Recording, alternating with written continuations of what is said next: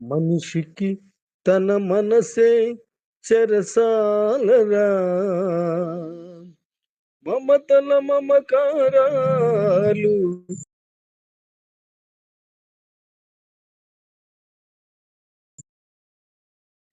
వల్ల కాటి వరకేరా భవబంధాలు. నీ కళ్ళానికి చేరవురా అనుబంధాలు. కల్లలైన కలలు మానుకో, ఎల్ల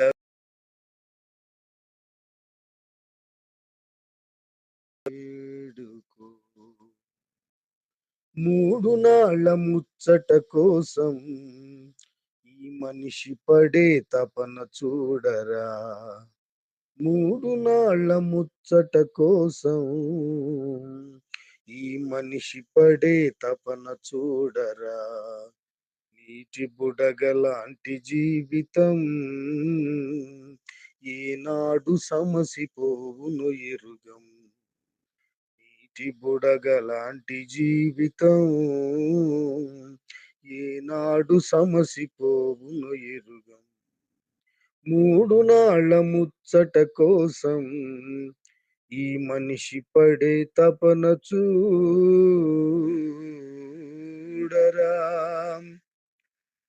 ఇంద్రధనుసు లాంటిదో ఈ సంసారం, అది కనిపించి మాయమయ్యే రంగుల వలయం.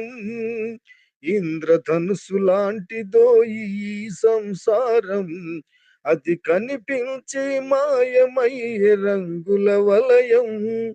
గడ్డి పువ్వు లాంటిదో ఇలలో సౌఖ్యం, గడ్డి పువ్వు లాంటిదో ఇలలో సౌఖ్యం. అది పాపానికి జీతమురా మనిషికి మరణం, అది పాపానికి జీతమురా మనిషికి మరణం. నిత్యమైన సుఖము వెదకరా, నిరంతరం ప్రభుని కోరరా. నిత్యమైన సుఖము వెదకరా, నిరంతరం ప్రభుని కోరరా. ఆహా ఆహా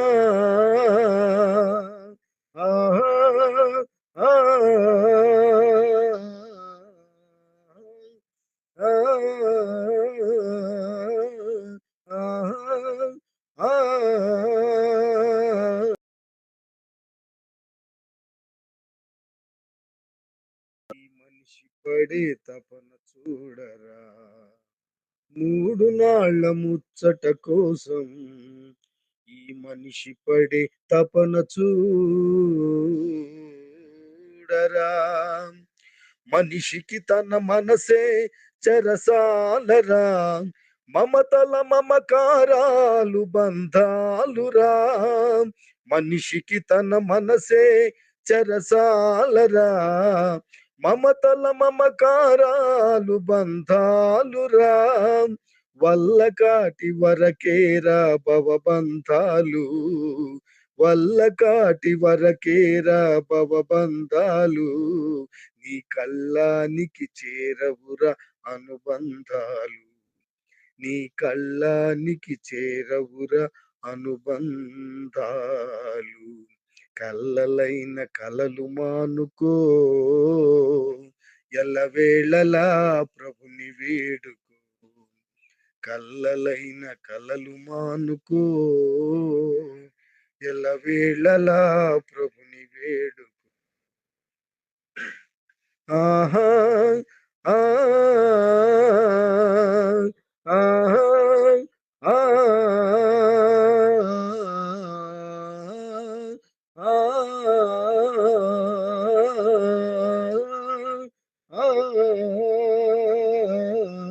మూడు నాళ్ళ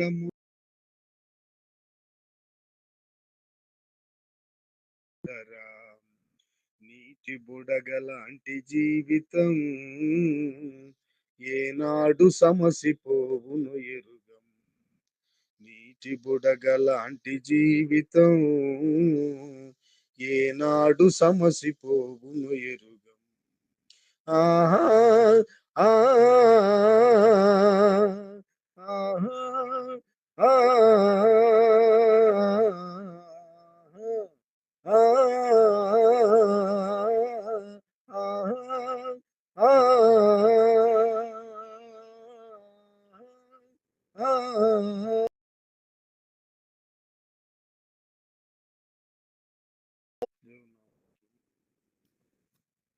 ఇంకా పాట ఉన్నది కానీ క్లుప్తంగా ముగించాను. ఈ దినపు సాయంకాలపు వాక్య పిలుపుల్లో మనం వెళ్ళబోయే ముందు మీ అందరికి చిన్న మనవి, బిడ్డలు చల్లగా కూర్చోండి. మన మధ్యలో ఉన్నటువంటి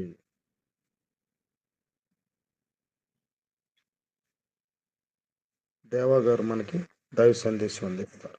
బ్రదర్ వందనాలండి. ప్రార్థన చేసి కార్యక్రమాన్ని కొనసాగించు. వందనాలన్నా. దేవుని సహాయం నిమిత్తం చిన్న మాట ప్రార్థన చేసుకున్నాం. ప్రార్థన. ప్రేమ నమ్మకం కలిగిన మా ప్రియ పరలోకపు తండ్రి, మహాపరిశుద్ధుడ, మహోన్నత, ఘనమైన ప్రశస్తమైన మీ నామానికి వేలాది స్థుతులు స్తోత్రాలు నాయన.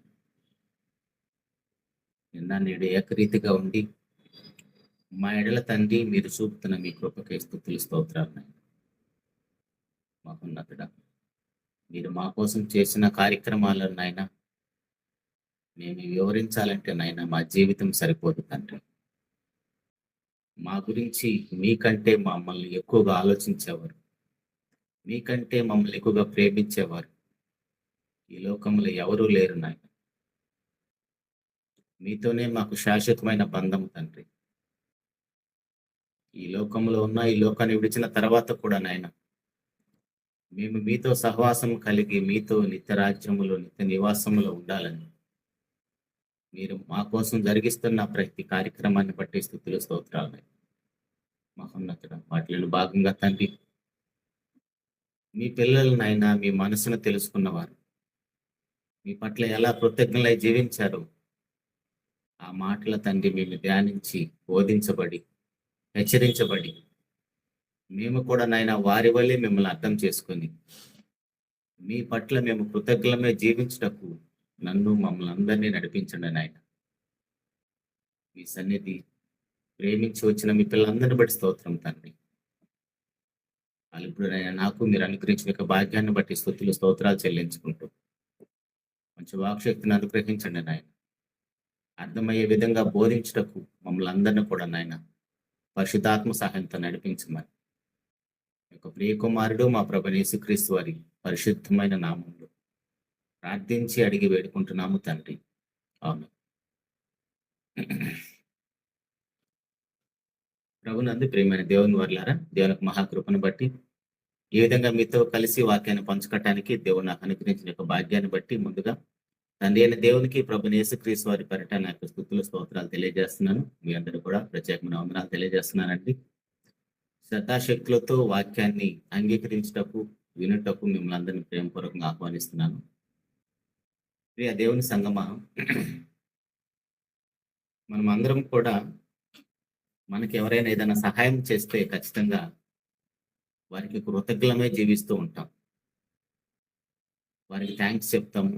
తర్వాత వారు మనకి ఎలాంటి మేలు చేశారో ఆ మేలు గురించి 10 మందికి చెప్తాం. వాళ్ళన్న వాళ్ళు నాకు ఇంత సహాయం చేశారని. అదేవిధంగా కీడు చేసిన వారి గురించి కూడా చెప్పుకుంటాము. కానీ ఆ విషయాన్ని పక్కన పెట్టేస్తే మనకి ఎవరైతే మేలు చేశారో ఆ విషయాన్ని పదే పదే మనము జ్ఞాపకం చేసుకుంటాము. దానితో పాటు మనకి కనపడ్డ వారందరికీ కూడా ఆ విషయాన్ని మనం తెలియజేస్తూ ఉంటాం. అయితే లోకంలో మనకున్న సమస్యలను, మనకున్న పరిస్థితులను ఎవరైనా చక్కబెట్టొచ్చు. కానీ అవి మరలా మరలా మనకి ఆ సమస్యలు, అలాంటి కఠినమైన పరిస్థితులు మనకు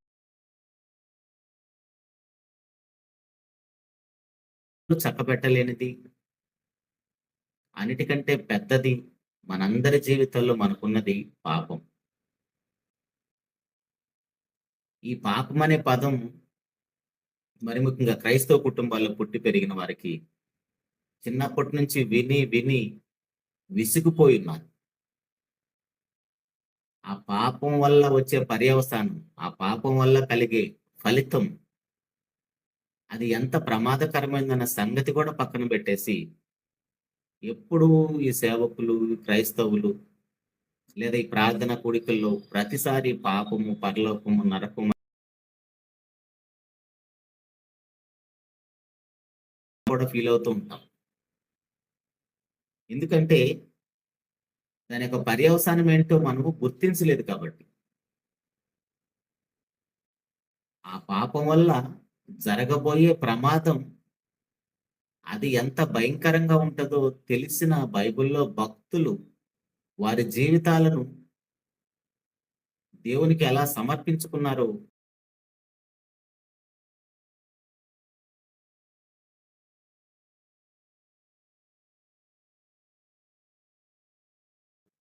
వారు దేవుణ్ణి వేడుకుంటున్నారు. ఎంత గొప్పగా, ఎంత ప్రాధేయపడుతూ వేడుకుంటారంటే, ఏంటి రాజుగారు కూడా దేవుని ఇంతలా వేడుకోవాలా పాపం విషయములంటే? అవును. ఎందుకంటే దానివల్ల కలగబోయే ప్రమాదం ఎంత భయంకరంగా ఉంటుందో వారు తెలుసుకున్నారు కాబట్టి, వారికి ఆ విషయం అర్థమైంది కాబట్టి. మనకి దాని విలువ, దాని యొక్క పర్యవసానం, దాని యొక్క ఫలితం మనకు అర్థం కాలేదు కాబట్టి కొంత మనం అసహనంగా ఫీల్ అవుతూ ఉంటాం ఆ మాటలు విన్నాం. అయితే ప్రియ దేవుని సంగమా, ఇందాక మనం మాట్లాడుకున్నట్టుగా మనుషులు మనకు సహాయం చేస్తే పదే పదే మనం జ్ఞాపకం చేసుకుంటూ ఉంటాం, అవతల వారికి చెప్తాం. అయితే బైబిల్లోని భక్తులు లేదా ప్రజెంట్ భూమి మీద ఉన్న భక్తులు, దేవుని పిల్లలు, దేవుని మనసుని ఎరిగిన వారు, దేవుడు వారికి చేసిన మేళ్లకు మొట్టమొదటిగా వాళ్ళు ఏం చేస్తారంటే, ఎవరైనా సరే మొట్టమొదటిగా దేవుని చేత మేలు పొందామని గుర్తించిన వారు. అఫ్కోర్స్ అందరము దేవుని చేత మేలు పొందుతూనే ఉన్నాం. కానీ ఆ మేలు దేవుని చేత పొందుతున్నామన్న సంగతి గుర్తించేవారు చాలా కొద్ది మంది. ఆ కొద్ది మందిలో ఒకవేళ మనం అందరం ఉంటే దేవునికి స్తోత్రం. ఆ మేలు పొందిన వారు బైబిల్లో ఏం చేశారో తెలిస్తే మనము కూడా అలా చేసి దేవుని మహిమపరుద్దాం, దేవుని చేత ఆశీర్వాదాలు పొందుకుందాం. ఎందుకంటే దేవుని చేత మేలు పొందిన తర్వాత ఏం చేయాలో మనకు తెలియదు. దేవుని చేత ఎప్పుడైతే మనం మేలు పొందుతామో వెంటనే మనం చేయాల్సిన విషయం ఏంటంటే, మొట్టమొదటిగా మన అంతరంగముతో సహా మన టోటల్ బాడీలో ఎన్ని అవయవాలు ఉన్నాయో వాటన్నిటితో పాటు దేవునికి మనం కృతజ్ఞత చెప్పే వారమై ఉండాలి. అదేంటి, మనం నోటితో మాట్లాడతాం కదా, టోటల్ అవయవాలన్నిటితో దేవునికి ఎలా మనం కృతజ్ఞత చెల్లిస్తామంటే, అందుకే బైబిల్లో మనం ప్రతిసారి వినే మాట, చదువుకునే మాట, నీ పూర్ణ వివేకంతో, నీ పూర్ణ బలంతో, నీ పూర్ణ శక్తితో నీ తండ్రి అయిన దేవుణ్ణి ఆరాధించాలి, సేవించాలి, ప్రేమించాలి, ఆయన గురించి ప్రకటించాలి, ఆయన అలా ప్రేమించాలని చెబుతుంది వాక్యం. అలా చేసిన భక్తుడు ఒక ఆయన ఉన్నాడు. ఆయన దావీదు మహారాజు. 103వ కీర్తనలో, కీర్తనల గ్రంథం 103వ అధ్యాయంలో ఆయన దేవుణ్ణి ఎలా స్తుతిస్తున్నాడో చూడండి, ఎలా సన్నుతిస్తున్నాడో చూడండి. కీర్తనల గ్రంథం 103వ అధ్యాయము మొదటి నుంచి చదువుతున్నానండి. కీర్తనల గ్రంథం 103వ అధ్యాయం మొదటి నుంచి. ఆయన దేవుని చేత మేలులు పొందిన తర్వాత, పొందుతున్నప్పుడు వెంటనే ఆయన చేస్తున్న కార్యక్రమం చూడండి ఎంత గొప్పగా ఉంటుంది. నా ప్రాణమా యెహోవాను సన్నుతించుము, నా ప్రాణమా యెహోవాను సన్నుతించుము, నా అంతరంగమునున్న సమస్తమా ఆయన పరిశుద్ధ నామమును సన్నుతించుము. నా ప్రాణమా యెహోవాను సన్నుతించుము, ఆయన చేసిన ఉపకారములో దేనిని మరొకము. ఆయన ఏం చేశాడో మనకు తెలిస్తే కదా దేనిని మరొకమని పర్టికులర్ గా చెప్పాల్సిన అవసరం. ఆయన ఏం చేశాడో మనకు తెలిస్తే కదా, ఇదిగో దేవుడు నాకు ఇది చేశాడు, ఇది చేశాడు, వీటన్నిటిని బట్టి దేవునికి కృతజ్ఞతలు చెల్లించాలని ఎప్పుడు మనకు తెలుస్తుంది? ఆయన మనకి ఏం చేశాడో తెలిసినప్పుడు. కానీ దావీదు మహారాజుకి ఏమర్థమైంది?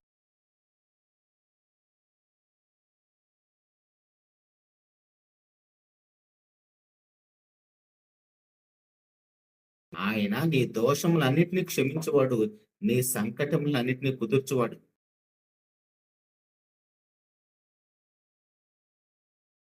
ఉంచుచున్నాడు. ఎంత గొప్ప కృతజ్ఞత గమనించండి. ఈ కృతజ్ఞత ఒకసారి మనం అర్థం చేసుకో. సింపుల్ గా ఏమీ ఉండదు అది. ఎందుకంటే ఆయన ఎవరితో చెప్తున్నాడు? దావీదు గారు ఎవరితో చెప్తున్నాడు? తన ప్రాణంతో చెప్తున్నాడు, తన టోటల్ అంతరంగంతో చెప్పుకుంటున్నాడు. కానీ మనమేం చేస్తాం? మనకి దేవుడు మేలు చేసినా, లేదా మనుషులు మనకు మేలు చేసినా, మనము మన తోటి వారికి చెప్తాం, ఇదిగో నాకు పలానా వాళ్ళు ఇలా చేశారు, ఇలాంటి మేలు చేశారు, ఇలా కీడు చేశారు. లేదా దేవుడు మనకి ఏదైనా మేలు చేస్తే, ఇదిగో దేవుడు మా కుటుంబంలో ఈ యొక్క గొప్ప అద్భుత కార్యక్రమాన్ని చేశాడు, దేవుడు నాకు ఈ రోగాన్ని తీసేశాడు, లేదా ఈ ఉద్యోగాన్ని ఇచ్చాడు, లేదా నాకు కుమార్తెని ఇచ్చాడు, నాకు వివాహాన్ని జరిగించాడు, లేదా నాకు ఆస్తిలో ఇలా కలిసి వచ్చింది, లేదా కోర్టులో కేసులు ఇలా కలిసి వచ్చాయి. ఇలా ఎన్నో చెప్పుకుంటాం. అవన్నీ కూడా మనుషులకి, మన ముందున్న వారికి చెప్తాం. కానీ దేవుని చేత ఎప్పుడైతే మనం మేలు పొందుతామో, అది గుర్తించినప్పుడు, ఆయన చేసిన మేలును మనం గుర్తించినప్పుడు, మొట్టమొదటిగా మనం చేయాల్సిన విషయం ఏంటంటే, మన టోటల్ అంతరంగముతోటి, మన టోటల్ బాడీతోటి. అందుకే ఆయన అంటాడు, నా అంతరంగమున్న సమస్తమా ఆయన పరిశుద్ధ నామమును సన్నతించుము, నా ప్రాణమా యెహోవాను సన్నతించుము, ఆయన చేసిన ఉపకారముల దేనిని మరువకము. ఆయన చేసిన ఉపకారంలో దేనిని మరవకం. ఏమేమి చేశాడో తెలిస్తే కదా దేనిని మరవకం అంటున్నాడు. అయితే ఒక్క విషయాన్ని ఇక్కడ మనం ఈరోజు పాఠంలో మనం నేర్చుకునే ప్రయత్నం చేద్దాం. అదేంటంటే, ఆయన నీ దోషములన్నిటినీ క్షమించేవాడు. ఆయన నీ దోషములన్నిటినీ క్షమించేవాడు.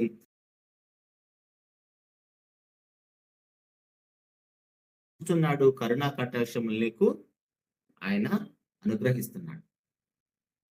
ఆయన మన దోషములన్నిటిని ఎలా క్షమిస్తున్నాడు? ఆయనే క్షమించాలా? దేవుడు ఒకవేళ మన దోషం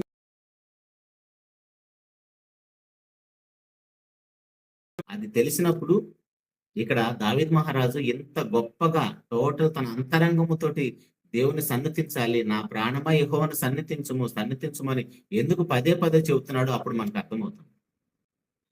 ఆయన మన దోషములను క్షమించకపోతే ఎంత ప్రమాదమో ఆయన గుర్తించాడు కాబట్టి. అందుకని ఆయన 50వ అధ్యాయంలో 51వ అధ్యాయంలో దావీదు మహారాజు బత్షెబ దగ్గరికి వెళ్ళి పాపం చేసినప్పుడు, ఆ పాపం విషయంలో ఆయన పడుతున్న పశ్చాత్తాపం చూడండి ఒకసారి.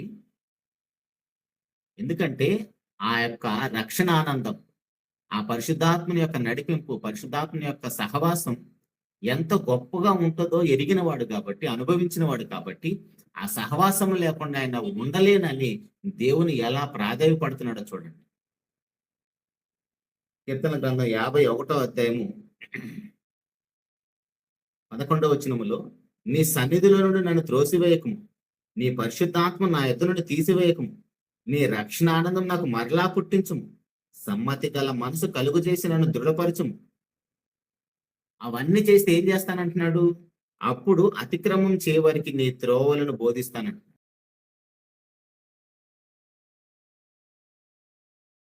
దేవుణ్ణి 7వ వచనములో, నేను పవిత్రుడు నగునట్లు అంటే ఇప్పుడు ఏమర్థమైంది దానికి? నాతాను ప్రవక్త వచ్చి చెప్పినప్పుడు నేను పాపినని గుర్తించాడు. మొట్టమొదటిగా మన పాపాలు మనం గుర్తించేవారే ఉండాలి. అది దేవుడు సేవకుల ద్వారా చెప్పొచ్చు, రోజు మనం బైబిల్ చదువుతుంటే వాక్యం నుంచి మాట్లాడొచ్చు. ఎలాగైనా దేవుడు మన తప్పులు మనకి తెలియజేస్తూ ఉంటాడు. తెలియజేసినప్పుడు వెంటనే మనము ఇదిగో దావీదు మహారాజు వలె సెటరేట్ అవ్వాలి. అలా కాకుండా ఎవరు బాగున్నారులే, చెప్పేవాళ్ళు బాగున్నారా, సేవకులు ఏమైనా బాగున్నారా, వాళ్ళు బాగున్నారా, వీళ్ళు బాగున్నారా అంటున్నామంటే మనము వెంటనే రాసి పెట్టుకోవచ్చు, మనము పాతాళానికి సిద్ధపడ్డాము. కానీ ఇక్కడ మహారాజున ఒక ప్రవక్త వచ్చి గద్దించినప్పుడు, ఉపమాన రూపంలో చెప్పినప్పుడు వెంటనే సెట్ అయిపోయాడు. సెట్ అయిపోయి వెంటనే నేను పాపాత్ముడని కాబట్టి నన్ను పవిత్రుడు నగునట్లు హిస్సోపుతో నా పాపమును పరిహరింపము. హిమము కంటే నేను తెల్లగా ఉన్నట్లు నీవు నన్ను కడుగుము. ఉత్సాహ సంతోషం నాకు వినిపింపుము. అప్పుడు నీవు విరిచిన ఎముకలు హర్షించును. నా పాపములకు విముఖుడవు కమ్ము. నా దోషములన్నిటిని తుడిచివేయము. దేవా, నా యందు శుద్ధ హృదయము కలుగు చేయము. నా అంతరంగములో స్థిరమైన మనసు నూతనముగా పుట్టించుము. నీ సన్నిధులను నన్ను త్రోసివేయకము. నీ పరిశుద్ధాత్మ నా ఎదురు నుండి తీసివేయకము. నీ రక్షణానందం నాకు మరలా కలుగు చేయమంట. ఎందుకు ఈ విషయాలన్నీ ఆయన ఓపోతున్నాడు దేవుని దగ్గర? ఎందుకంటే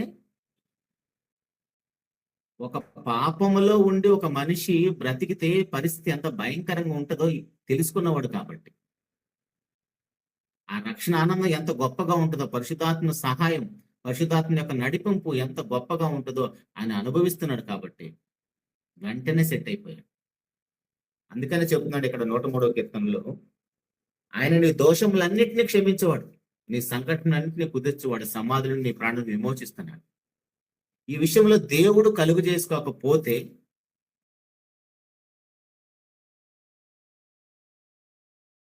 కానీ కలుగు చేసుకోకపోతే పాపం విషయంలో మనమే ప్రాయశ్చిత్తం చేసుకోలేము. సమాజంలో మనకి ఎంత పెద్ద రోగం ఉన్నా సరే, అవయవ మార్పిడి సహా జరుగుతుంది సమాజంలో, ప్రపంచవ్యాప్తంగా. అవయవాలైనా సరే మార్చుకోవచ్చు, కానీ పాపానికి మాత్రం పరిష్కారం అది దేవుని యొద్ద మాత్రమే ఉంది. ఆ విషయం పరిష్కారం లేదు. అందుకే కోరా కుమార్ రచించిన కీర్తన 49వ కీర్తనలో 7వ వచనంలో భక్తులు మాట్లాడుతున్న మాట చూస్తే, 49వ కీర్తన 7వ వచనంలో, ఎవడును ఏ విధము చేతన తన సహోదరుని విమోచింపలేడు. ఎవడను ఏ విధము చేతన తన సహోదరుని విమోచింపలేడు. ఎందుకు విమోచించలేడు?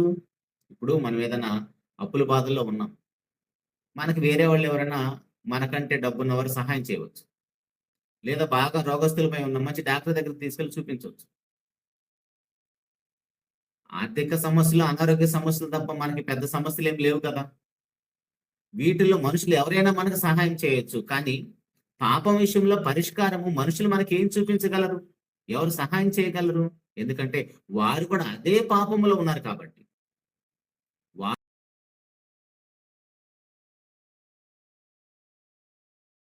ఉంది, మరి మన పాప భారాన్ని వాళ్ళు ఎలా మోస్తారు? మోయటానికి అవకాశమే లేదు. కాబట్టి ఎవరిని ఏ విధము చేతనైనా తన సహోదరుని విమోచింపలేడు. ఒకవేళ విమోచించకపోతే జరిగే నష్టం ఏంటి? వాడు కుళ్ళు చూడక నిత్యము బ్రతుకున్నట్లు వాని నిమిత్తము దేవుని సన్నిధిని ప్రాయచిత్తం చేయగలవాడు ఎవడునూ లేడు. ఒకవేళ దేవుని దగ్గరికి వెళ్ళేసి నా పక్షాన రికమెండ్ చేసే అంత సామర్థ్యం ఎవరికి లేదు, అంత పరిశుద్ధమైన జీవితం ఎవరికి లేదు. అయినా ఇదిగో మావాడు బాగా చదువుకున్నాడు, మంచి మార్కులు వచ్చాయి, స్కూల్లో కాలేజీలో అన్నింటిలో ఫస్ట్ ర్యాంకులు ఉన్నాయి, మీ కంపెనీలో మంచి ఉద్యోగం ఇవ్వండి అని అడగొచ్చు. లేదా మా బాబు 10th క్లాస్లో మంచి మార్క్స్ వచ్చి,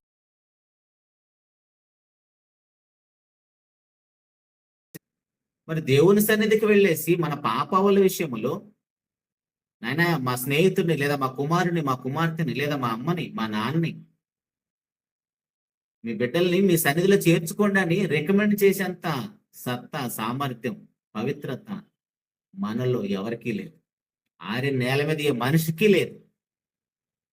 మరి అలాంటప్పుడు వారి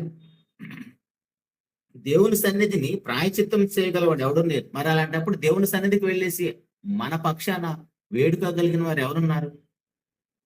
అలాంటి పరిస్థితులు ఏమీ లేవు. కాబట్టి 8వ వచనంలో 9వ వచనంలో ఆయన మాట్లాడుతున్నాడు, వారి ప్రాణ విమోచన ధనము బహు గొప్పది, అది ఎన్నటికీ తీరిక అట్లా ఉండవలసినదే. ఎంతండి మన ప్రాణ విమోచన యొక్క ధనం? మన ప్రాణాన్ని విమోచించాలంటే ఎక్కడి నుంచి? సమాధిలో నుంచి మన ప్రాణాన్ని విమోచించాలంటే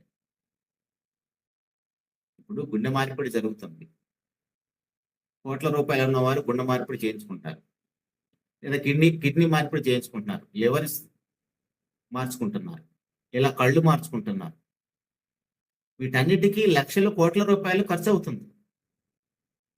ధనవంతులు చేయించుకోగలుగుతున్నారు, పేదవారు చేయించుకోలేక చనిపోతున్నారు. పేదవారైనా ధనవంతులైనా ఒకవేళ వారి పాపానికి విమోచన క్రయధనం చెల్లించాలంటే అది ఎంత ఉందో తెలుసా? ఒకవేళ మనం చెల్లించగలుగుతామా? ఎన్నోసార్లు చదువుకున్న ఈ విషయాన్ని మరలా చూస్తున్నాం. దేవుడు మనకి పదే పదే ఈ విషయాన్ని జ్ఞాపకం చేస్తున్నాడంటే ఖచ్చితంగా ఆ విషయంలోంచి మనము సెటరేట్ అవ్వాలని. మన ప్రాణ విమోచన ధనం ఎంత గొప్పదో ఒకసారి ఆలోచిస్తే, ఒకవేళ దేవుడు అడిగితే అంతేమని మనం ఇవ్వగలమా? మీకా గారు మాట్లాడుతున్నాడు మన ప్రాణ విమోచన ధనం గురించి. మీకా గ్రంథం 6వ అధ్యాయం 6వ వచనంలో ఎన్నోసార్లు ప్రతి పాఠంలో ఈ విషయాన్ని మనం నేర్చుకుంటూనే ఉంటాం, వింటూనే ఉంటాం. 6వ అధ్యాయం 6వ వచనం మీకా గ్రంథంలో, ఏమి తీసుకుని వచ్చిన యెహోవాను దర్శింతును, ఏమి తీసుకుని వచ్చి మహోన్నతుడైన దేవుని సన్నిధి నమస్కారం చేతును, దహన బలులను ఏడాది దూడలను అర్పించి దర్శింతున, వేల కొలది పొట్టేళ్లు వేలాది నదులంత విస్తారమైన తైలము ఆయనకు సంతోషము కలుగు చేయన, నా అతిక్రమమునకై నా జ్యేష్ఠ పుత్రుని నేనిత్తున్నా, నా పాప పరిహారమునకై నా గర్భఫలము నేనిత్తున్నా. ఇవన్నీ ఎందుకు చేయాలంటున్నాడు? ఒకవేళ చేసినా సరిపోదు అంటున్నాడు.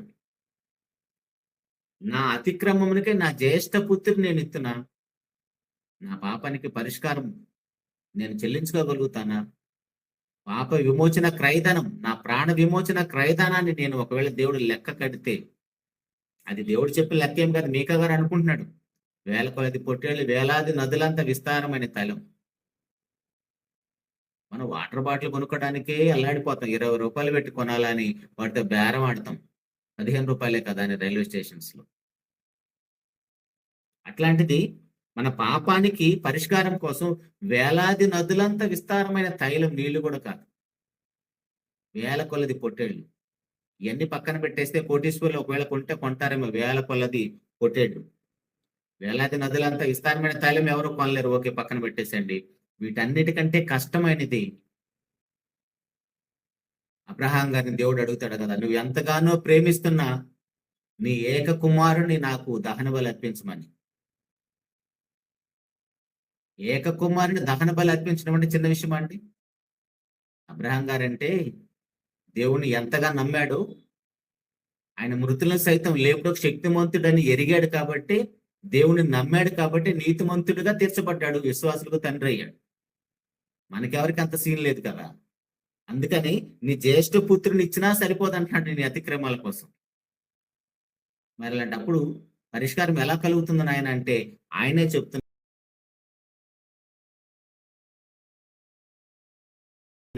యెషయా గ్రంథం 43వ అధ్యాయం 25వ వచనంలో, యెషయా గ్రంథము 45వ అధ్యాయం 25వ వచనంలో, నేనే నా చిత్తానుసారంగా నీ అతిక్రమములను తుడిచివేయుచున్నాను, నేను నీ పాపములను జ్ఞాపకము చేసుకొనను. అంటే దేవుడే తనకు తానే మన పాపముల విషయంలో ఒక నిర్ణయానికి వచ్చాడు. వీరింత ఘోరమైన పాపాలు చేసినా ఈ పాపాలు వీళ్ళు కడుక్కోలేరు. వారి జ్యేష్ఠ కుమారుని ఇచ్చినా సరే వారి పాపం పోదు. మరి ఎవరి జ్యేష్ఠ కుమారుని వల్ల పాపం పోతుంది? మన జ్యేష్ఠ కుమారుని ఇస్తామా? ఇవ్వలేము. మరి ఎవరి కుమారుని, జ్యేష్ఠ కుమారుని వల్ల మన పాపానికి పరిష్కారం కలుగుతుందంటే ఆ దేవుని యొక్క కుమారుడే, ఆయనే ప్రభువైన యేసుక్రీస్తు వారు.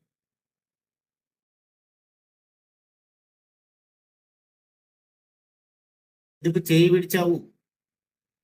ఏంటి ఇన్ని శ్రమలు, ఇన్ని అవమానాలు, ముళ్ళ కిరీటాలు, మల్లెపు పోటులు మొఖాన ఉమ్మేస్తున్నారు.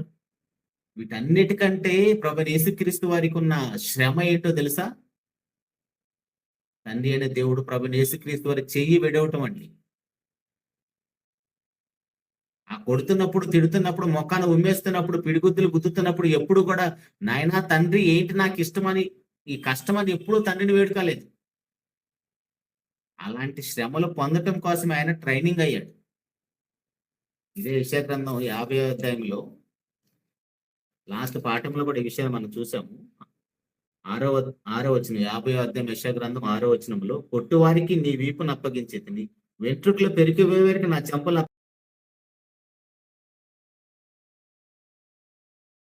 నాకు సహాయం చేయవాడు కనుక నేను సిగ్గుపడలేదు.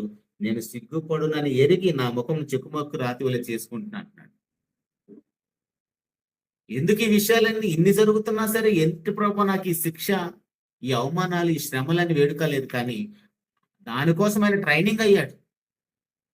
అలా శ్రమలు పొందడం కోసం ట్రైనింగ్ అయ్యాడు. అన్ని శ్రమలు, అన్ని అవమానాలు వచ్చినా సరే ఎలాంటి చింత లేదు ఆయనకి, ఎలాంటి బాధ లేదు. కానీ అన్నిటికంటే కష్టమైంది ఏంటంటే, అన్నిటికంటే శ్రమ ఏంటంటే, తండ్రి అయిన దేవుడు ఆయన చెయ్యి విడవటం.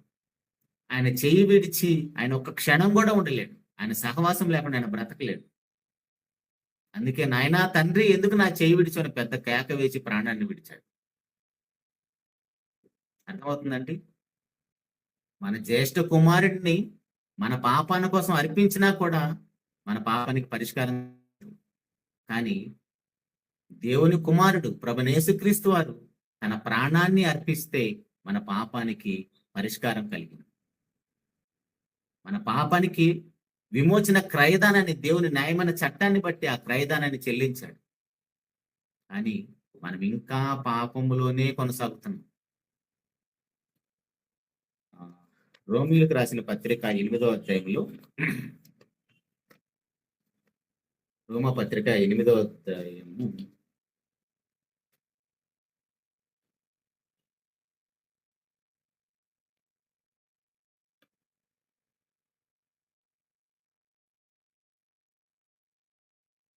5వ అధ్యాయం 8వ వచనంలో, రోమీయులకు రాసిన పత్రిక 5వ అధ్యాయం 8వ వచనంలో, అయితే దేవుడు మన ఎడల తన ప్రేమను వెల్లడిపరుచున్నాడు ఎట్లనగా మనం ఇంకనూ పాపులమై ఉండగానే క్రీస్తు మన కొరకు చనిపోయాం.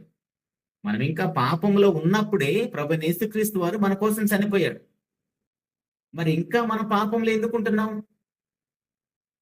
ఆలోచించండి ఇక్కడ ఒకసారి. మనం ఇంకా పాపంలోనే కొనసాగుతున్నామంటే నీ పాపానికి విమోచన క్రయధనం ఎంతైతే దేవుని న్యాయమైన చట్టాన్ని బట్టి చెల్లించాలో ప్రభువైన యేసుక్రీస్తు వారు చెల్లించాడు. అయినా ఇంకా మన పాపంలో కొనసాగుతున్నామంటే, చనిపోయింది నీ కుమారుడు నా కుమారుడు కాదు కదా, దేవుని కుమారుడు కదా చనిపోయింది. పక్కింట్లో ఒక బిడ్డ చనిపోయాడు అనుకోండి, ఎంతసేపు ఏడుస్తామండి మనం? అసలు ఏడుస్తామా? ఆ వేదన ఉంటుందా? దుఃఖం ఉంటుందా మనకి? ఏదో అందరి ముందు అక్కడ విచారకరమైన అందరు ముఖాలు పెట్టి ఉంటారు కాబట్టి కొంచెం చింతిస్తాం ఆటోమేటిక్గా తెలియకుండా. అలాంటి వాతావరణంలోకి వెళ్తే మనిషికున్న నైజం అలాంటిదే. విచారకరమైన స్థలంలోకి వెళ్తే విచారంగా ఉంటాం, సంతోషకరమైన స్థలంలోకి వెళ్తే సంతోషంగా ఉంటాం. కానీ మన ఇంటిలో మన గర్భాన పుట్టిన బిడ్డే చనిపోతే ఎలా ఉంటుంది ఆ వేదన? నటిస్తామా? హృదయ అంతరంగాల్లోంచి దుఃఖం వచ్చేస్తుంది, ఆ వేదన వచ్చేస్తుంది. అట్లాంటిది నీ పాపం కోసం ప్రభువైన యేసుక్రీస్తు వారు తండ్రి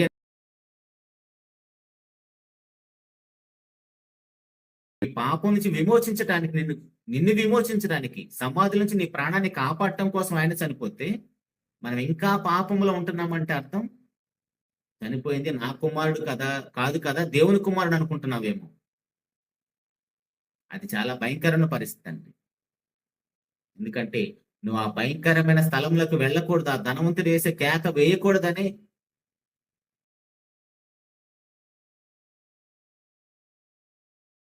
రెండు 9 ఆయన మనుషులందరి కోసం ఆయన మృతి పొందాడు.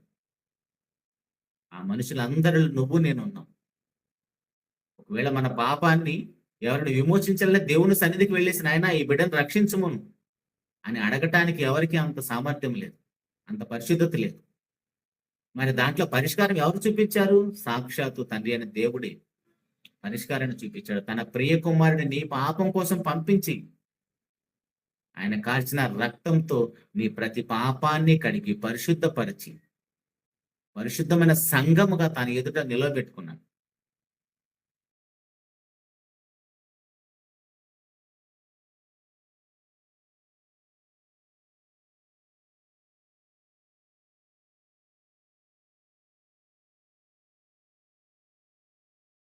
ఏకము ఇసోపుతో నన్ను కడుగు, ఇలా వేడుకుంటున్నాడండి.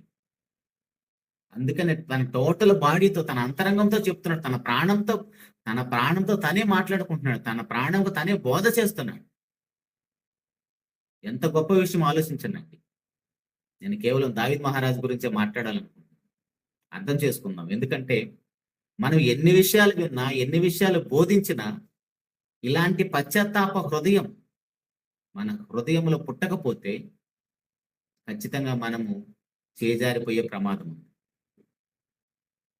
మనం అనుకుంటున్నామేమో, నాకు ఇంకా ఆరోగ్యం ఉంది, ఆయుష్ ఉంది, నేను యవ్వనస్తుడిని, నా దగ్గర చాలా డబ్బు ఉంది అనుకుంటున్నామేమో. ఎటు నుంచైనా మనకు మరణం రావచ్చు. చూస్తూనే ఉన్నాం సమాజంలో జరుగుతున్న పరిస్థితులు.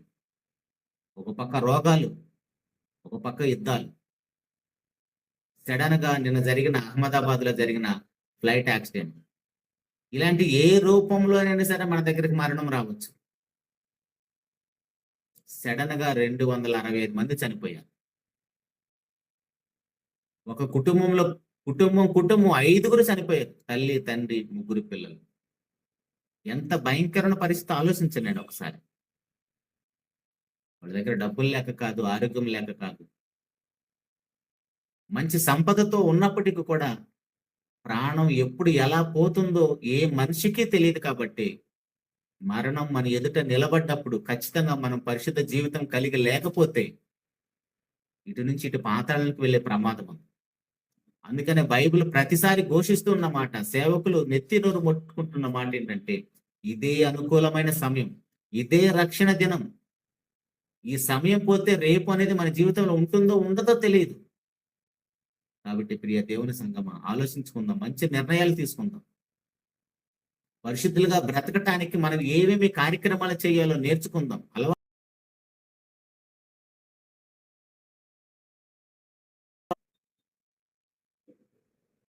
ఇందాక అన్నగారి ప్రార్థనలో ఏదో అపశృతి వినపడుతుంది. సువార్తకు ఆటంకంగా మిగులుతున్నారు, ఎదురవుతున్నారు. అఫ్కోర్స్ అవన్నీ వస్తాయి మనకి. ఎందుకంటే సువార్త ప్రకటించబడితే మనుషులు మారతారు. ఇందాక మనం మాట్లాడుకున్నట్టుగా దేవుని సన్నిధికి వెళ్ళేసి వీళ్ళని రక్షించమని అడగటానికి ఎవరికీ అవకాశం లేదు. మరి ఎలా రక్షించబడతాం? మనం ఎలా రక్షించబడతాం? ఎఫెసీయులకు రాసిన పత్రిక 1వ అధ్యాయము 13వ వచనంలో, ఎఫెసీయులకు రాసిన పత్రిక 1వ అధ్యాయం 13వ వచనంలో, మీరును సత్యవాక్యమును అనగా మీ రక్షణ సువార్తను విని. ఏమి వినాలండి? మన రక్షణ సువార్తను వినాలి. అదే కదా మనకు వినిపించబడుతుంది. ఏమండి, రక్షణ సువార్తలో ప్రతిసారి దేవుడి దగ్గరికి వెళ్ళిపోయి, నాయన నాకు అది లేదు, ఇది లేదు అని మనుషుల్లాగా ఆలోచించొద్దు. ఆయన మన తండ్రి. నీకు కూడా వివాహమై భార్య,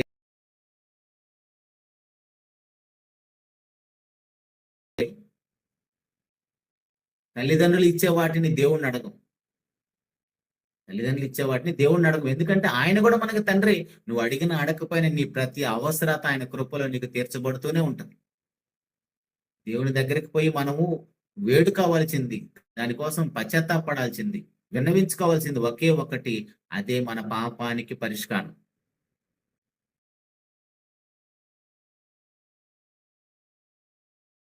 విన్న వెంటనే పేతురు గారి ప్రసంగంతో వాళ్ళు చేసిన పని ఏంటండి? అపోస్తుల కార్యాలు 2వ అధ్యాయము 37వ వచనంలో పేతురు గారి ప్రసంగం విన్న తర్వాత, ఇలాగనే మళ్ళాగనే వినుంటారా? పేతురు గారు అయితే వాక్శక్తితో, పరిశుద్ధాత్మ సహాయంతో ఒక్క ప్రసంగంతో 3000 మంది మారారంటే అది పేతురు గారికి ఉన్న సామర్థ్యం. పేతురు గారికి ఉన్న సామర్థ్యం, తన తలాంత అది. ఎంత గొప్పగా దేవుని సేవలో వాడాడో చూడండి. ఆ ప్రసంగం విన్న వెంటనే ఆ మాటలు వాళ్ళ హృదయంలో బాణాల్లాగా గుచ్చుకుంటున్నాయి, బల్లెపు పోటులు అయిపోయాయంట. ఆ మాటలు నొచ్చుకున్నారంట వాళ్ళు. అయ్యో, ఇంత ఘోరమైన పాపం చేశామా మేము, మరి మాకు పరిష్కారం ఏంటని అక్కడున్న అపోస్తులను అడిగినప్పుడు వాళ్ళు చెప్పిన మాట 37వ వచనంలో, వారి ఈ మాట విని హృదయంలో నొచ్చుకొని, అక్కడ పుట్టినోట్లు ఏముందండి? పొడవబడి అని ఉంది. దేంతో పొడుస్తారండి? మనం కూడా పొడుస్తాం. మాటలు తూటల్లాగా ఉంటాయి.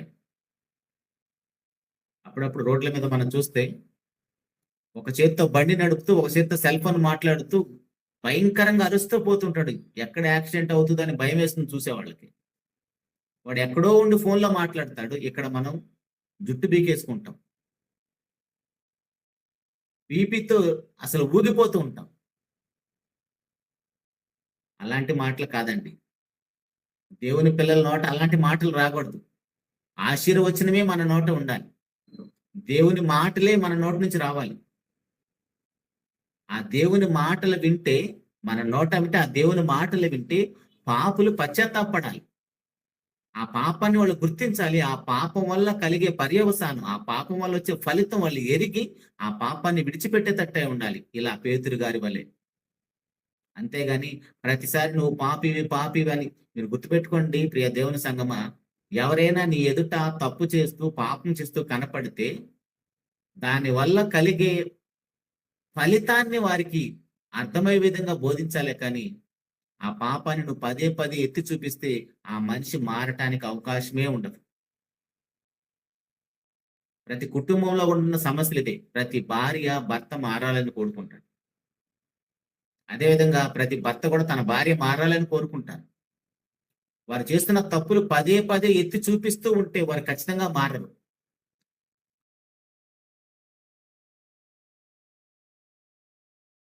పరిశుద్ధాత్మ సహాయంతో వారికి వివరిస్తే ఖచ్చితంగా ఆ పాపం నుంచి పరిష్కారం వారికి కలుగుతుంది.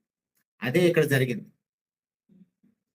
వారి ఈ మాటలు విని హృదయంలో నొచ్చుకుని, సహోదరులారా మేమేమి చేతుకుని పేతురుని కడమ అపోస్తులను అడగగా, పేతురు మీరు మారు మనసు పొంది పాపాన్ని గుర్తించిన వెంటనే కలగాల్సిన మొట్టమొదటి లక్షణం మారు మనసు అనేది వచ్చేస్తుంది.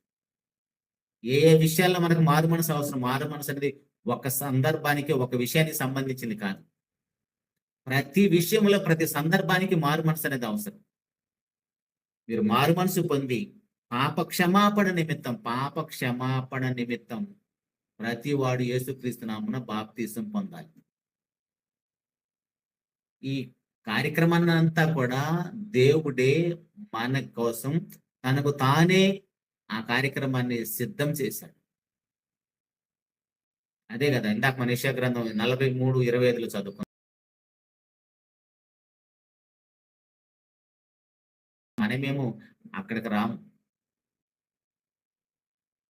అక్కడికి రాము అంటే ఏదో చర్చిలకు వెళ్ళమని కాదు, మీటింగ్లకు వెళ్ళమని కాదు, ఇలాంటి ఆన్లైన్ క్లాసులు వినమని కాదు. అలాంటి పశ్చాత్తాప హృదయంతో మారు మనసు కలిగి పాప క్షమాపణ నిమిత్తం బాప్తీసం పొందాం. మనం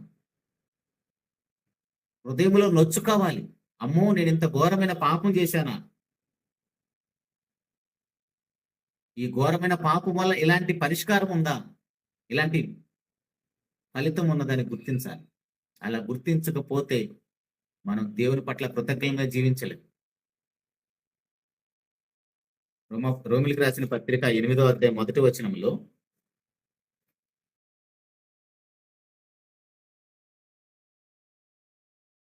రోమిలికి రాసిన పత్రిక 8వ అధ్యాయం 2వ వచనంలో క్రీస్తు యేసునందు జీవమునిచ్చే ఆత్మ యొక్క నియమము పాప మరణముల నియమం నుండి నన్ను విడిపించను. ఎట్లా అంటే ధర్మశాస్త్రం దేన్ని చేయజాలకపోయినా దాన్ని దేవుడు చేసిన. ధర్మశాస్త్రం ఏం చేయజాలకపోయింది? ధర్మశాస్త్రం నిన్ను క్షమించలేదు. తప్పు చేస్తే శిక్ష పడాల్సిందే. ధర్మశాస్త్రం తప్పుని కరెక్ట్ గా అద్దంలో చూపిస్తుంది నీకు. నువ్వు అద్దం ముందు నిలబడితే నీ రూపాన్ని ఎలా చూసుకుంటావో అలాగనే ధర్మశాస్త్రం అద్దం అయితే ఆ అద్దము ఖచ్చితంగా నీ ప్రతి పాపాన్ని ఎత్తి చూపిస్తుంది. స్కానింగ్ మిషన్ లాగా. మన కాలు ఇరిగింది, స్కానింగ్ దగ్గరికి వెళ్తే నీ కాలు ఎలా ఇరిగింది, ఎక్కడ విరిగింది, ఎంత డ్యామేజ్ అయిందో చూపిస్తుంది. కానీ పరిష్కారం ధర్మశాస్త్రంలో లేదు. మరి పరిష్కారం క్షమాగుణం ఎక్కడుంది? ఇదిగో క్రీస్తునందు జీవమునిచ్చే ఆత్మ యొక్క నియమం. అది నీ పాప మరణముల నియమం నేను విమోచించింది. ఈ పాప మరణం నియమం ఎక్కడ ప్రారంభమైంది? ఏదైనా తోటలో అవ్వాదము తప్పు చేసినప్పుడు పాపానికి శిక్ష పడాలని ఏదైనా తోటలో ప్రారంభమైంది పాప మరణముల నియమం. మరి దానికి పరిష్కారం ఎక్కడ కలిగింది? ఇదిగో క్రీస్తునందు కలిగింది. క్రీస్తులో కలిగింది పాపానికి పరిష్కారం. కానీ మనమేమో యేసు ప్రభు యొక్క మరణ సమాధి పునరుద్ధానాలన్నా, బాప్తిస్మం అన్నా, ఇదిగో పాపం అన్నా కొంచెము కూడా మనకి ఆసక్తి అనేది ఉండదు.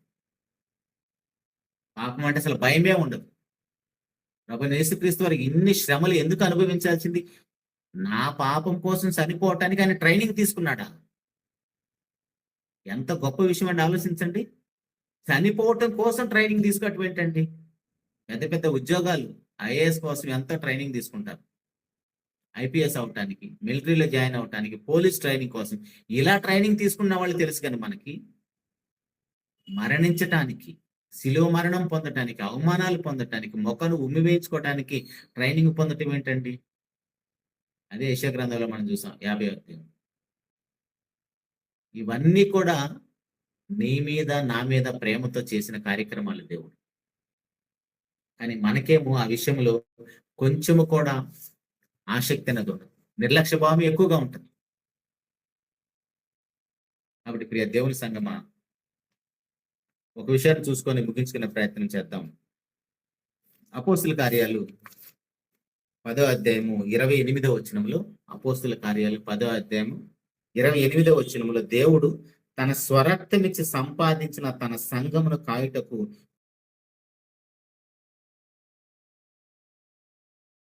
మిమ్మల్ని గురించి జాగ్రత్తగా ఉండుడి.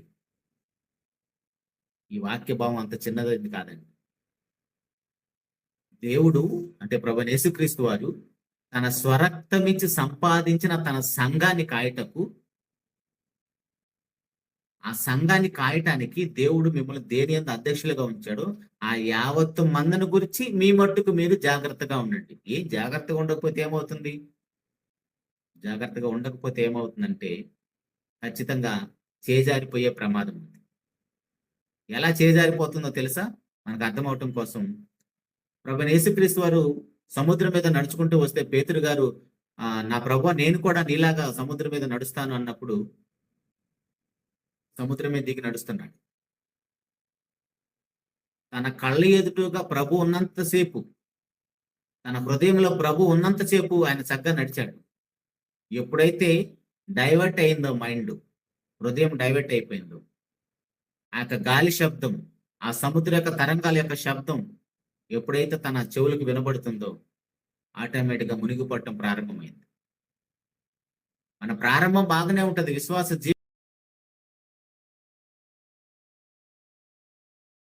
జీవితం పొందుతాము.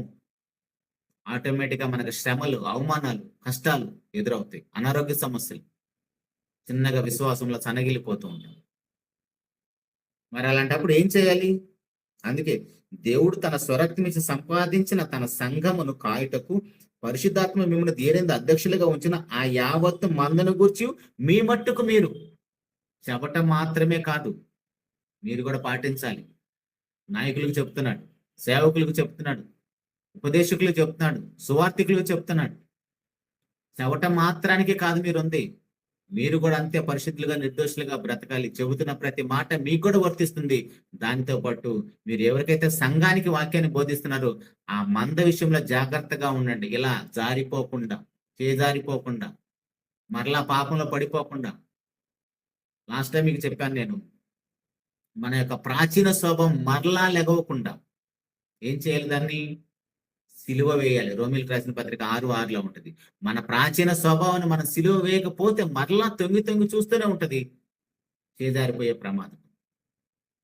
కాబట్టి వాక్యం చెబుతున్న వారైనా వింటున్న వారైనా ఖచ్చితంగా బాధ్యత తీసుకోవాలి, జాగ్రత్త కలిగి బ్రతకాలి. దేంట్లో?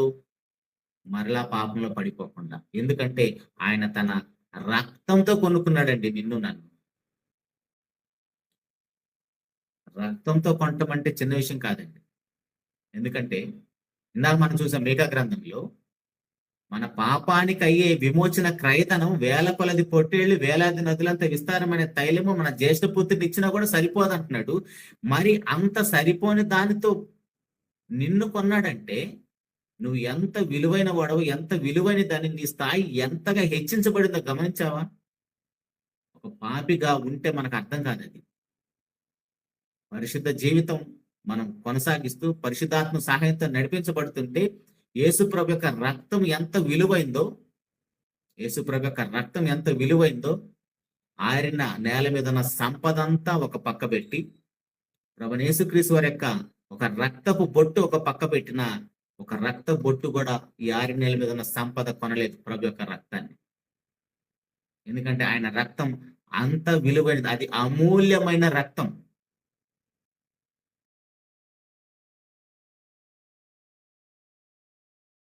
నిన్ను కొనుక్కున్నాడంటండి. పేతురు గారు రాసిన మొదటి పత్రిక పేతురు గారు రాసిన మొదటి పత్రిక మొదటి అధ్యాయము 19వ వచనంలో లేదా 18 చదువుకుందాం. పితృపారంపర్యమైన మీ వ్యర్థ ప్రవర్తనను విడిచిపెట్టినట్లుగా వెండి బంగారంలోని క్షయ వస్తువుల చేత మీరు విమోచింపబడలేదు కానీ అమూల్యమైన రక్తము చేత అనగా నిర్దోషమును నిష్కళంకమునకు గొర్రెపిల్ల వంటి క్రీస్తు రక్తము చేత విమోచించబడుతారని మీరు ఎరుగుదురు కదా. మనకు తెలియాలి, మీకు తెలుసు కదా అంటున్నాడు పేతురు గారు. అంత వెలకట్టలేని రక్తముతో నిన్ను కొన్నాడంటే నువ్వు కూడా పరిశుద్ధ జీవితాన్ని బాప్తిసం పొంది సంఘంలో చేర్చబడ్డ నువ్వు కూడా యేసు ప్రభు యొక్క రక్తం ఎంత విలువైనదో, ఎంత గొప్పదో, ఎంత ఉన్నతమైందో నువ్వు కూడా అలా బ్రతకాలని నిన్ను ఆయన రక్తంతో కొనుక్కున్నాడు. ఈ మాట నేను అంత గొప్పగా వివరించలేకపోతున్నానేమో కానీ ఒకసారి మీరు ఆలోచించండి. ప్రభు యొక్క రక్తము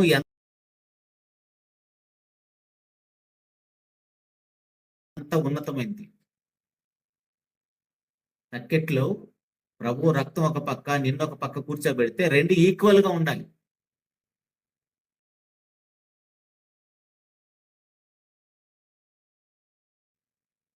దేవుని సన్నిధికి వెళ్ళిపోతాం. ఎందుకంటే లాజర్ గారు చనిపోయినప్పుడు ఎలాగైతే దేవదూతలు వచ్చి రెడ్ కార్పెట్ వేసి ఆహ్వానించి పరదేశం తీసుకెళ్లిపోయాయో,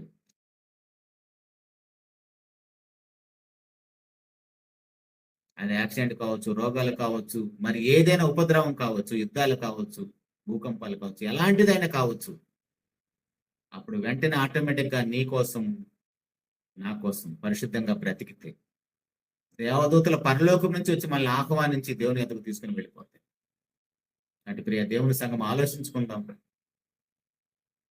మనము కృతజ్ఞమై జీవించాలి. ఏ విషయంలో? మన పాపానికి పరిష్కారం దేవుడే చూపించాడు. మన పాఠం పేరు కూడా అదే రాసుకుందాం ఈరోజు. ఏంటి? మనం కీర్తనల గ్రంథం 103 మొదటి వచనంలో ఉన్నమాట. కీర్తన గ్రంథం 103వ అధ్యాయం మొదటి వచనంలో, నా ప్రాణమా యెహోవాను సన్నిధించుము. ఎందుకు సన్నిధించాలి? నా ప్రాణమా, నా అంతరంగమున సమస్తం ఆయన పరిశుద్ధ నామమున సన్నిధించుము. ఈ విషయాలన్నీ ఇప్పుడు మనం మాట్లాడుకున్న కొన్ని విషయాలు 1% మనం మాట్లాడుకున్నాం. ఇంతకంటే 1000 రెట్లు దావీద్ మహారాజుకి అర్థమైపోయింది కాబట్టి ఆయన మాట్లాడుతున్నాడు. చూడండి 40వ అధ్యాయము 5వ వచనంలో, యెహోవా నా దేవా, నీవు మా ఎడల జరిగించిన ఆశ్చర్య క్రియలు, మా ఎడల నీకున్న తలంపులు బహు విస్తారములు. వాటిని వివరించి చెప్పేదని అనుకుంటున్నా, అవి లెక్కకు మించి ఉన్నవి. నీకు సాటి అయిన వాడు ఒక్కడునూ లేడు. అవి ఇసుక కంటే ఎక్కువని అంటాడు 139వ కీర్తన 17వ వచనములో. అర్థమవుతుందండి మనకి దేవుడు మన కోసం ఎన్ని గొప్ప గొప్ప కార్యక్రమాలు చేశాడు. దేవుడి కంటే మనల్ని ఎవరు ఎక్కువగా ప్రేమించలేరండి. అందుకే ఇందాక అన్నగారు పాట పాడిన పాటలో కూడా లోకంలో ఉన్న బంధాలన్నీ కూడా సమాధి వరకే, లోకంలో ఉన్న బంధాలన్నీ సమాధి వరకే ఉపయోగపడతాయి. కానీ శాశ్వతమైన బంధం దేవునితో మనకున్నది.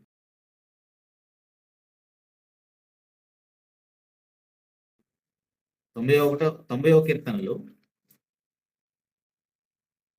దైవజనుడు మోషే గారు చేసిన ప్రార్థనలో, మా నివాస స్థలము నీవే, దేవుడే మన నివాస స్థలం.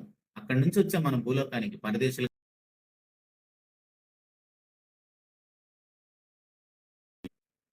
భూమి మీద మనం అందరం కూడా పరదేశులుగా, యాత్రికులుగా వచ్చాం. ఒక టూర్కి వచ్చాం. ఇక్కడికి టూర్కి వచ్చిన మనము అడ్రస్ మర్చిపోయి పిచ్చోళ్ళలాగా రైల్వే స్టేషన్ లో, బస్ స్టాండ్ లో తిరుగుతా ఉంటే చూసేవాళ్ళు ఏమనుకుంటారండి? పాపం పిచ్చోడు అయిపోయాడు, అడ్రస్ మర్చిపోయాడు, వాడి పేరు మర్చిపోయాడు. నాయనా నీ పేరేంటి, నీ ఊరేంటంటే పిచ్చి పిచ్చిగా మాట్లాడుతుంది, అర్థం కాదు. పాపం వాళ్ళ పిచ్చోళ్ళు అనుకుంటున్నాం మనం. వాళ్ళకంటే పిచ్చోళ్ళు ఎవరంటే దేవుడున్న అడ్రస్ మర్చిపోయిన మనం పిచ్చోళ్ళం. అలా ఉండకూడదని ఈ ఒక్క మాట చూసుకొని ముగించుకుందాం. యోహాను సువార్త 13వ అధ్యాయము 3వ వచనములో, యోహాను సువార్త 13వ అధ్యాయం 3వ వచనములో, తండ్రి తన చేతికి సమస్తం అప్పగించిననియు, తాను దేవుని యొద్ద నుండి బయలుదేరి వచ్చిననియు, దేవుని యొద్దకు వెళ్ళవలసి ఉన్నదని యేసు ఎరిగి. యేసుక్రీస్తు వారికి ఏం తెలుసండి? నేను తండ్రి యొద్ద నుంచి భూలోకానికి వచ్చానని, ఒక కార్యక్రమం కోసం వచ్చానని, ప్రవక్తలందరూ దేని గురించి నాకు వచ్చి రాచారో, లేదా దేవుడు ఏదైతే సంకల్పించాడో ఆ కార్యక్రమాలన్నీ నెరవేర్చని భూమి మీదకి వచ్చాను. నెరవేర్చి మరలా నేను తండ్రి ఎద్దకు వెళ్ళిపోవాలి. అదే కదా 17వ అధ్యాయం యోహాను సువార్తలో ప్రభువారు చేసిన చివరి ప్రార్థన.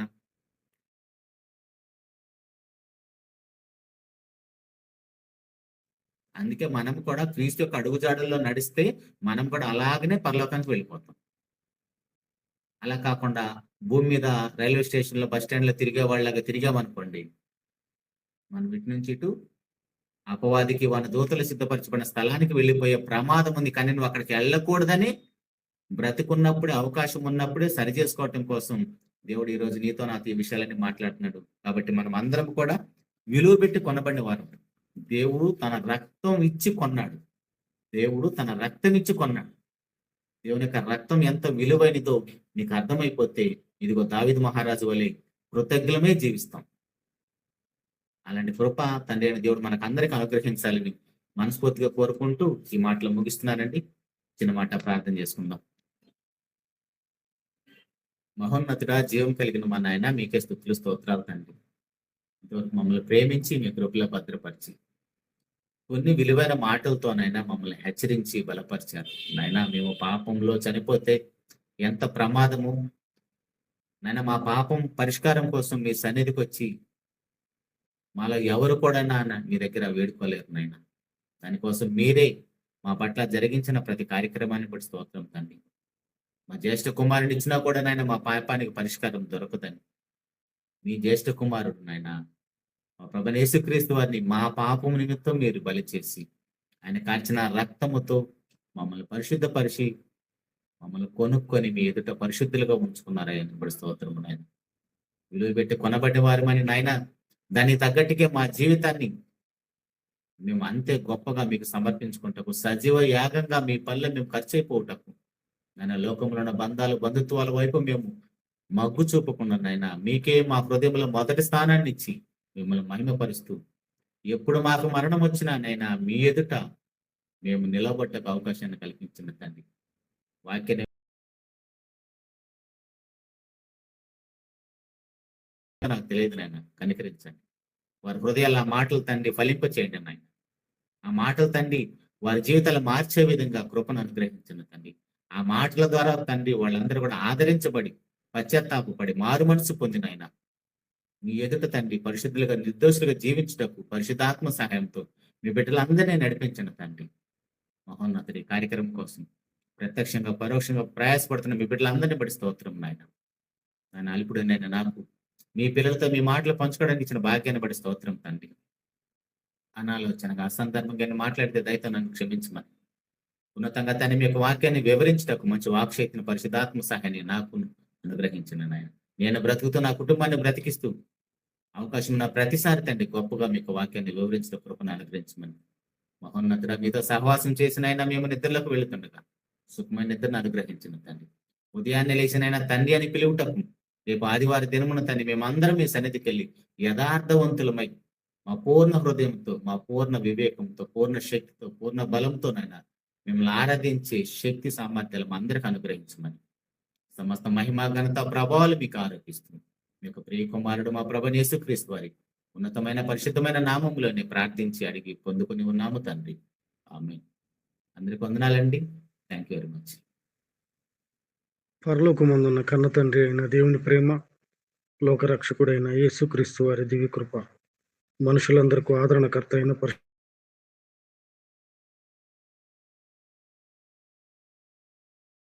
అలాగే యూట్యూబ్ లైవ్లో వీక్షిస్తున్నటువంటి వారికి ఎల్లవేళలా తోడై ఉండి పరలోకపు తండ్రి కొరకు మిమ్మల్ని జీవింపచేయను గాక. ఆమేన్. మరి యూట్యూబ్ వీక్షకులారా, మీరు ఏదో లింకు పెట్టండి అని చెప్పి మోజెస్ గారు అంటున్నారు. దయచేసి మీరు ఒకసారి మాట్లాడండి. ఏ లింకు పెడితే మీకు బాగా క్లియర్గా వింటున్నామని చెప్తున్నారు.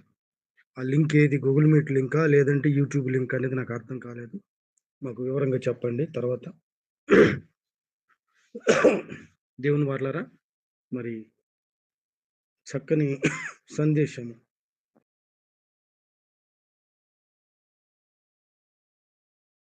అనే టైటిల్గా పెట్టుకుందామా స్పీకర్ గారు? దేవప్రసాద్ గారు. అదే. 嗯 రైట్. なプラント、 పవన్ తలపించింది. うん నా ప్రాణం うん పవన్ తలపించింది. నా ప్రాణమా యెహోవాను సన్నుతించుము. అంశం పేరు నా ప్రాణమా యెహోవాను సన్నుతించుము అనేటటువంటి టైటిల్‌గా మరి ఈ దినాన వినిపించబడినటువంటి మాటల్లో మీకు సునిశ్చితంగా ఎక్కువగా తాకినటువంటి ఒక మాట, నా హృదయాన్ని తాకిన మాట ఏంటంటే, మన బ్రతుకులు సన్నుతించటానికి సరిపోతాయా అని అనిపిస్తది. ఆ మాట ఈ దినాన పదజాలం ఉపయోగించబడింది. దేవుని వర్లారా, ఎన్ని ఆటంకాలైనా దేవుని నామానికే మహిమ కలుగుతూ అనిత్యము కార్యక్రమం కొనసాగించుకుంటున్నాడు దేవుడు. మీరందరూ పాత్రధారులే, ఆకర్షించబడిన వారే దేవుని చేత. ఎవరునూ మరి ఆకర్షించబడని వారు లేరు. ఎందరో చెదిరి ఉన్నారు గొర్రెల్లాగా, వారి కోసం ప్రార్థన చేయండి. ఎందుకంటే కొంతమందిని ఈడ్చుకుని వెళ్ళటం బలవంతాన, ఈ కార్యక్రమంలోకి రండి, ఈ కార్యక్రమంలోకి రండి అని బలవంతాన ఫోర్స్ చేసి కార్యక్రమాలను మార్చటాని కోసం ఈ ఆన్‌లైన్‌లో వినే కొందరిని బలవంతాన తీసుకెళ్ళిపోవటం, వేరే కార్యక్రమాలకు అలవాటు చేయటం అలా జరుగుతుంది. Whatever it may be. సత్యమందు ప్రతిష్ఠ చేయము, నీ వాక్యమే సత్యము. సత్యాన్ని గురించి ప్రకటించేది ఏదో అదే స్థిరంగా దేవుడు నిలుపుకుంటాడనే విషయం అందరికీ తెలుసు. కాబట్టి సువార్త ప్రకటించడానికి వచ్చే ప్రతి అడ్డంకిని బట్టి మీ వ్యక్తిగత ప్రార్థనలో జ్ఞాపకం చేసుకోండి. అలాగే ప్రార్థన అవసరతలు కోరిన ప్రతి ఒక్కరిని బట్టి ప్రార్థన చేస్తున్నాం. మా గురించి ప్రార్థన చేయట్లేదనని భావించొద్దు. శాస్త్రులు, పరిసయ్యుల్లాగా మీ ముందు ప్రార్థన చేయటం నాకు అలవాట్లేదు. ఈ దినాన వాక్యం అనేది వాస్తవానికి కడప నుంచి మనకి రాంప్రసాద్ గారు చెప్పాలి. కొన్ని అనివార్య పరిస్థితుల వలన మరి దేవప్రసాద్ గారు మనకి చెప్పాల్సి వచ్చింది. మరి వారిని ప్రభు చిత్తమైతే మరి ఒక శనివారం వీలు కుదిరితే నేను రిక్వెస్ట్ చేసి మళ్ళా చెప్పేయటానికి ప్రయత్నం చేస్తాను. కార్యక్రమాన్ని ముగించుకుందాం ప్రియులారా. లోకపోకల్లోనికి వెళ్ళక ఎక్కడ వెళ్ళినాను మీ ప్రాణం దేవుణ్ణి సన్నుతించే విధంగా వాక్యానుసారంగా ఉంచుకోవడానికి ప్రయత్నం చేయండి. తప్పు మీ ముందున్నా చేయకుండా దేవుని కుమారులుగా దేవుని గెలిపించే వారుగా ఉంటారని ఆశిస్తూ ఈ సాయంకాలపు ఇంటింటికి క్రీస్తు రాజు సువార్త 3 కార్యక్రమాలను ఇంతటితో ముగిస్తున్నాం. ప్రభు చిత్తమైతే మరలా తిరిగి రేపు ఉదయకాల సమయంలో బెంగుళూరు నుంచి రవి గారు మనకు దైవ సందేశం అందిస్తారు. రేపు ఉదయకాలంలో బెంగుళూరు నుంచి రవి గారు మనకు దైవ సందేశం అందిస్తారు. ఎందుకంటే జానాన్న గారు కర్నూలులో ఉన్నారు. మరి వారు ప్రసంగించడానికి సాధ్యపడలేదు. రేపు ఉదయకాల సమయంలో అన్న రాములు గారు దైవ సందేశం అందిస్తారు. మరి పాట పాడుకోవడానికి ప్రయత్నం చేద్దాం. సెలవు తీసుకుందామండి. చేరువచ్చిన మీ అందరికీ నా వందనాలు. దేవునికి స్తోత్రం.